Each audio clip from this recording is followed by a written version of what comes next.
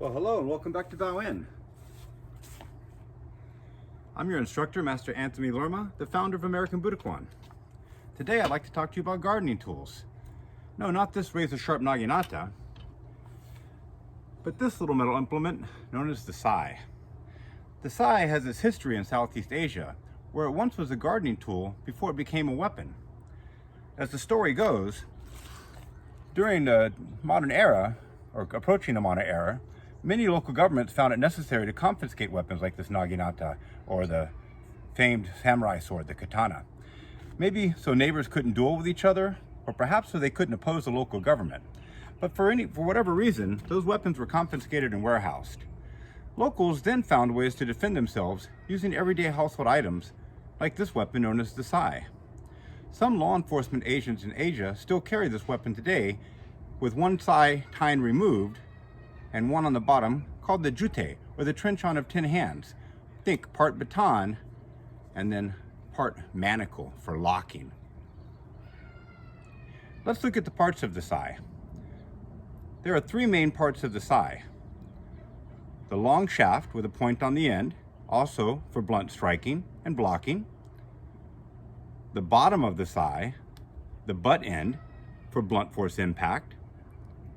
The tines of the Sais for raking, and the gussets of the Sais for trapping. I would block and redirect a strike into this gusset. That's why I would never want to have one of my fingers or thumbs stuck in there. So, now, as a gardening tool, these parts of the Sais were used for making mounds for vegetables like squash and melons, pulling weeds in the garden, hammering, locking the gate, taking out that deadly viper. Now let's look at the martial applications for the Sais. The shaft once again for blocking, poking, thrusting. The gussets for trapping. The tines for raking and blunt force striking as well as the butt end of the Sais for striking. Everything comes together at this ball right here.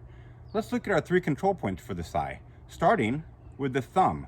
The thumb is used on that ball to manipulate the Sais from side to side and for thrusting motions to keep the weapon stable and lined up with the long bones of the arm. Now, let's take a look at the gussets of the Sais. The gussets, used for trapping a technique, locking against an empty hand, breaking a blade, or disarming against a weapon. The butt, striking. The control points, that's the thumb for all those techniques. Our second control point is the index finger. When the Sais is open, the index finger normally is placed on the bottom out of the way. When the Sais is in the closed position, however, oftentimes you'll see the index finger parallel to the handle of the Sais so that I can snug the side of my arm. Instead of blocking and then striking myself, it's one piece together, fused with the forearm right now.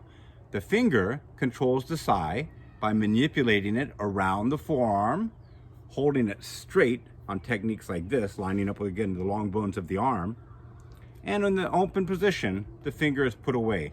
As a black belt, you'll learn some spinning techniques that use the index finger. Now, we talked about the three control points, the thumb, the index finger. The final control point is the web. Just like it might use for trapping and grabbing, the web controls the articulation of the Sais as I flip and spin my Sais out. I spin the Sais out horizontally, notice the thumb on the control point, I pull my Sais back in. I flip it vertically, notice the thumb, I flip my Sais back in.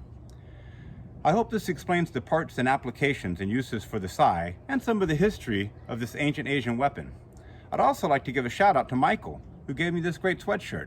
Michael got into his first school of choice, like most ABK black belts that complete their teaching internship at ABK. Then they give me their fantastic sweatshirts from the school that they went to. Thank you, Michael, for this great sweatshirt. And thank you for joining me on Bao. Until next time, remember, eat well, train well, rest well, and be strong.